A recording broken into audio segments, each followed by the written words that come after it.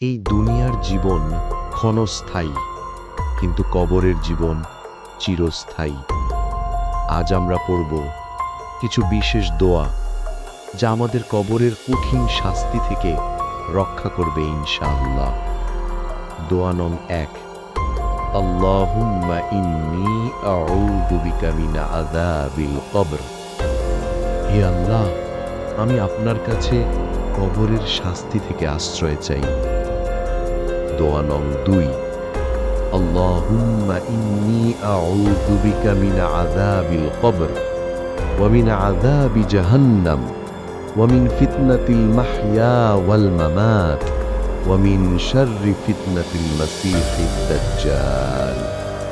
হে আল্লাহ, আমি আপনার কাছে আশ্রয় চাই কবরের শাস্তি থেকে, জাহান্নামের শাস্তি থেকে, জীবন ও মৃত্যুর পরীক্ষার অনিষ্ট থেকে এবং দাজ্জালের ফিতনার অনিষ্ট থেকে।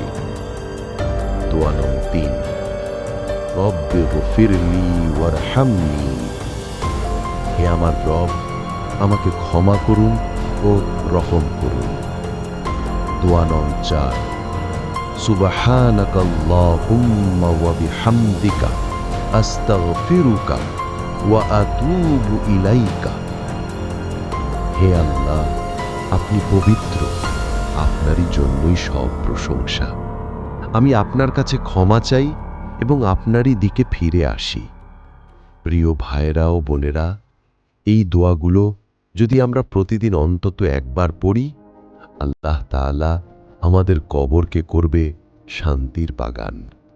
আল্লাহ আমাদের সবাইকে কবরের আযাব থেকে হেফাজত করুন।